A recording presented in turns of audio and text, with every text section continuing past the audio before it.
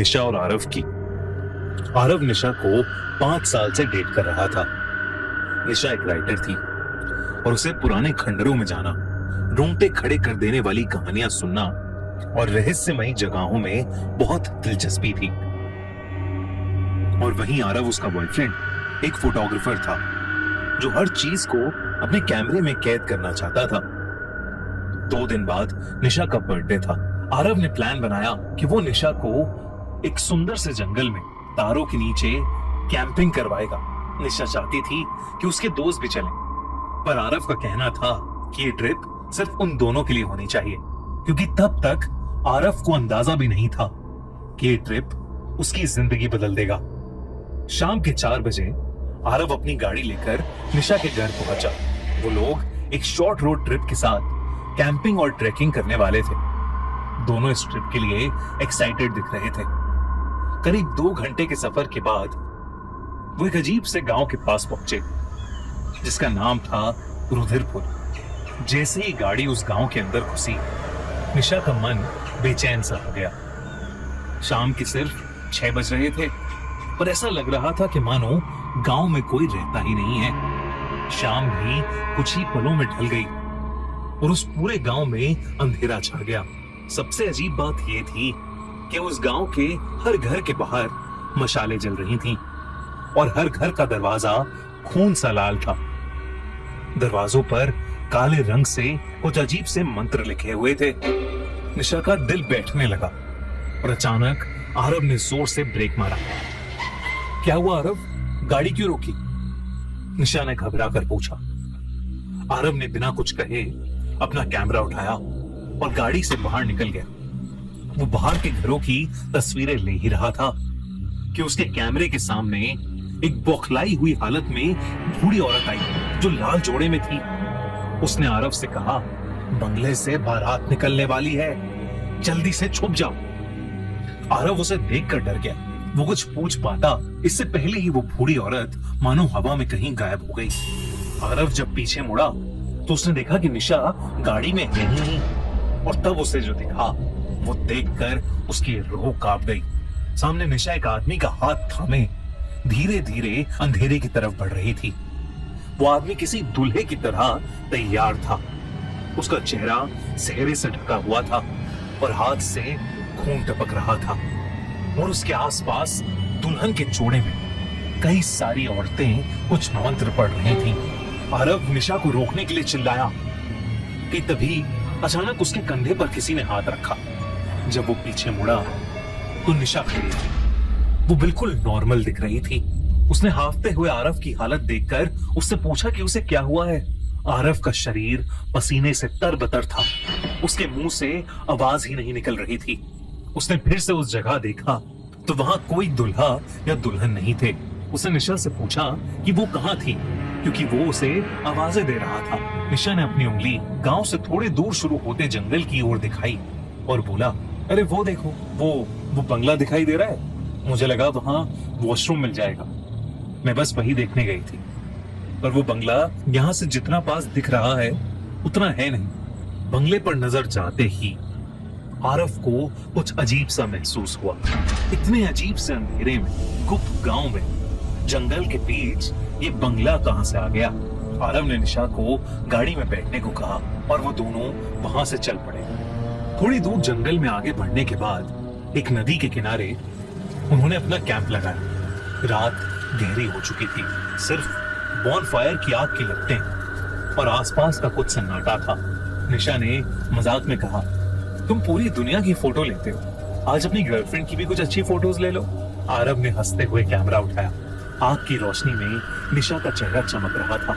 आरव ने एक photo click की, फिर दूसरी, लेकिन जैसे ही उसने कैमरे की स्क्रीन पर फोटो देखी, वो सुन पड़ गया। हर फोटो में निशा के ठीक पीछे वही सेहरा पहना हुआ दुल्हा खड़ा था, और हर फोटो में वो दुल्हा निशा के पास आ रहा था। महीना हॉरर की अमेजिंग फिल्म्स का महीना है, तो इस वीडियो में आगे बढ़ने से पहले मैं आपको 4 ऐसी इंटरेस्टिंग हॉरर फिल्म्स के बारे में बताना चाहता हूँ जो आपको बिल्कुल भी मिस नहीं करनी चाहिए। रेडी और नॉट 2, हियर आई कम।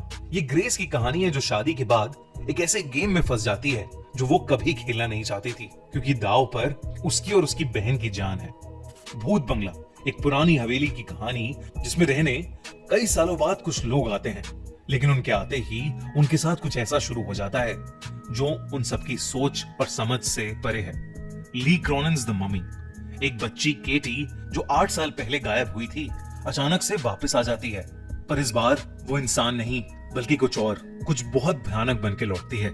और होकम, एक हॉरर राइटर, अपने पेरेंट्स की एशेज लेकर आयरलैंड के एक होटल जाता है, पर वो इस बात से अनजान है कि वहां कुछ बहुत डरावना छुपा बैठा है। ये सारी फिल्म्स आप सभी हॉरर लवर्स को बहुत पसंद आएंगी और इसी हॉरर के पैशन को सेलिब्रेट करने के लिए पीवीआर आइनॉक्स लेकर आया है सीजन ऑफ स्क्रीम्स। ये चारों फिल्म्स इसी सेलिब्रेशन का डरावना लाइनअप है। साथ में आपके लिए एक अमेजिंग ऑफर है। कुछ लकी विनर्स को जो इस लाइनअप की पहली 3 फिल्म्स देखेंगे उन्हें मिलेगा एक कॉम्प्लीमेंट्री ड्रिंक और पॉपकॉर्न कॉम्बो, जिसका मजा वो हुक्म देखते हुए उठा सकते हैं। अगर आप बड़े पर्दे पर हॉरर का थ्रिल फील करना चाहते हो तो अभी जाओ और सीजन ऑफ स्क्रीम्स की फिल्म्स का मजा उठाओ। चारों की चारों हॉरर मूवीज देख डालो। जल्दी से जाओ पीवीआर आइनॉक्स की ऐप या वेबसाइट पर अपने टिकट्स बुक कराओ। आरव का सुन्न पड़ा चेहरा देख निशा ने उससे कैमरा छीन लिया। निशा ने फोटोज देखी और एकदम से खुश हो गई। फोटोज काफी सुंदर आई थी। अब उसमें कोई दुल्हा नहीं दिख रहा था। आरव बेचैन हो चुका था, पर निशा को खुश देखकर उसने कुछ नहीं कहा। आरव की आंखें उसे जो दिखा रही थीं, उस पर उसका दिमाग यकीन ही नहीं करना चाहता था। रात को टेंट में आरव को नींद नहीं आई। उसने फिर से कैमरा चेक किया। अब जैसे ही उसने गांव की वो तस्वीरें देखी, उसके होश उड़ गए। हर लाल दरवाजे के बाहर वो दुल्हा खड़ा था। आरव ने डर के मारे अपना कैमरा दूर फेंक दिया। तभी उसे अजीब से मंत्र सुनाई देने लगे, वही मंत्र जो वो औरतें पढ़ रही थीं। इस बार वो मंत्र टेंट के बिल्कुल बाहर से आ रहे थे। आरव डरते हुए टेंट से बाहर निकला, पर दूर दूर तक वहां कोई नहीं था। वहां फिर से उसे वही बड़ा सा बंगला दिखाई दिया जिसकी तरफ गांव में निशा ने इशारा किया था, पर वो खंडर सा दिखने वाला बंगला अब रोशनी से जगमगा रहा था, जैसे वहां कोई बहुत बड़ा जश्न चल रहा। कुछ देर बाद आरव को भी नींद आ गई। अगले दिन सुबह आरव ये सब बातें भूल चुका था। वो निशा के साथ ट्रैक पर चला गया, कई तस्वीरें खींची और साथ में बहुत अच्छा टाइम स्पेंड किया। शाम ढल चुकी थी और अंधेरा फिर से हो चुका था। ट्रैक से वापस आते हुए उन दोनों को वो गांव का बंगला चमकते हुए नजर आ रहा था। उन्होंने सोचा कि आज वो दोनों उस बंगले के पास जाकर देखेंगे। जब वो उस बंगले के पास पहुंचे तो वो बंगला किसी राजमहल जैसा सजा था। बंगले का दरवाजा खुला था, इसलिए वो उस बंगले के अंदर चले गए। लेकिन अंदर कदम रखते ही उनकी आंखें फटी की फटी रह गईं। वहां 56 भोग चांदी की थाली में परोसे थे, पर खाने वाला एक भी इंसान नहीं था। पूरा बंगला खाली था, सिर्फ हवा में मरे हुए फूलों की गंध थी। निशा को बहुत डर लग रहा था। उसने आरव को वहां से जल्दी निकलने को कहा। तभी उस बंगले का भारी दरवाजा जिससे वो अंदर आए थे वो अपने आप बंद हो गया। ऊपर की सीढ़ियों से आरव को वो मंत्र फिर से सुनाई देने लगे और तभी वही दुल्हा बना आदमी जिसके हाथ में एक सूखी हुई वरमाला थी नीचे उतरने लगा। आरव ने निशा को लेके भागने की कोशिश की, पर उसके पैर जैसे जमीन में धंस गए थे। आरव ने देखा कि निशा की आंखें सफेद हो चुकी हैं। वो किसी कठपुतली की तरह उस दूल्हे की तरफ बढ़ रही है। आरव की आंखों के सामने उस दूल्हे ने निशा को वरमाला पहनाई। आरव ये सब रोकना चाहता था और जैसे ही वो उस दूल्हे के पास गया, उसे उस दूल्हे का भयानक अधमरा चेहरा दिखा। उस दूल्हे ने आरव का गला पकड़ा और उसे एक बहुत जोर का धक्का दिया, जिससे वो पीछे जाकर गिर गया। और फिर उस दूल्हे ने निशा के साथ फेरे पूरे किए। आरव समझ चुका था कि वो दूल्हा कोई इंसान नहीं बल्कि शायद एक आत्मा है। जैसे ही फेरे पूरे हुए, एक मायूस कर देने वाले अंधेरे में एक दर्द भरी चीख के साथ वो सजावट, वो दूल्हा और निशा सब धुएं की तरह कहीं गायब हो गए। आरव को अपनी आंखों पर यकीन ही नहीं हो रहा था। वो उस खंडर के बीच अकेला खड़ा था। उस बंगले के दरवाजे अब खुल चुके थे। आरव बाहर भागा और निशा को हर जगह ढूंढने लगा।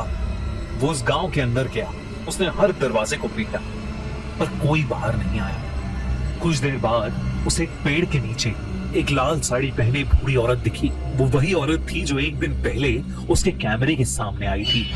आरव उसे देखते ही उसके पैरों में गिर पड़ा। उसकी बात सुनकर उस बूढ़ी औरत ने बताया कि उस बंगले के अंदर एक वैशी शैतान था जिसे आरव ने फिर से जगा दिया है। उसने बताया कि सालों पहले उस बंगले में एक बहुत ही घिनौना जमींदार था जो हर अमावस को एक नई लड़की के साथ जबरदस्ती शादी करके उसको पहली रात ही मार देता था और वो शैतान को उसकी बलि चढ़ाता था ताकि वो काली शक्तियों से अमर बन जाए।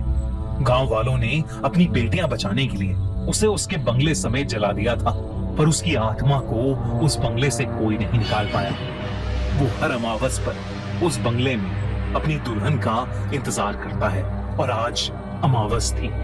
उसने निशा को चुन लिया और जो एक बार उस बंगले की दुल्हन बन गई वो कभी वापस नहीं आती। ये सुनकर आरव पूरी तरह टूट चुका था।